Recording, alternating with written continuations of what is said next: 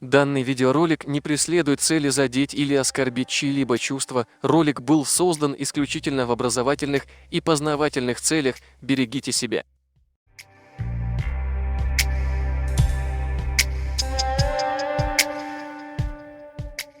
Двуликий, лицемерный, противоречивый – все эти имена относятся к рептильному горе-блогеру по имени Артем Плато. Полгода назад Артем говорил, что в отношения чеченцев и ингушей никто не должен залезать, они сами разберутся, чьи эти земли.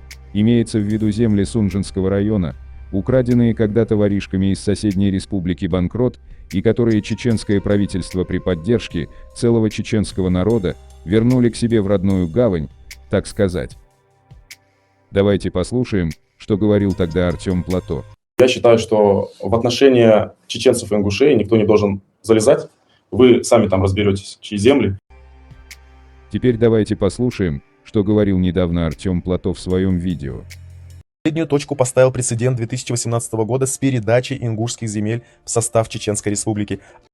Как мы видим, взгляды Плато изменились кардинально. Если раньше говорил, что он как русский не будет влезать в отношения чеченцев и ингушей, то сегодня он с полной уверенностью утверждает, что возвращенная земля Сунжинского района в 2018 году является исконно ингушской.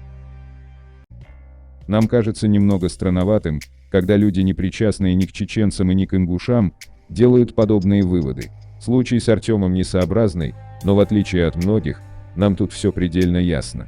Человека кормят ингушские изделисты и горе-патриоты, отдавая ему все свои деньги до последней копейки, лишь бы тот проталкивал ихнюю пропаганду через свои социальные сети. Когда как свой же народ живет в бедности и нищете, да и сама республика является банкротом, такие действия вызывают подозрения. А что вы думаете по этому поводу? Напишите в комментариях. А для тех, кто хочет поддержать нас, оформите спонсорство на наш канал. Взамен вам предлагается фирменный значок рядом с именем и некоторые эмодзи в виде национальных героев чеченского народа. Всем огромное спасибо за вашу помощь и поддержку. Пусть Всевышний вернет вам многократно.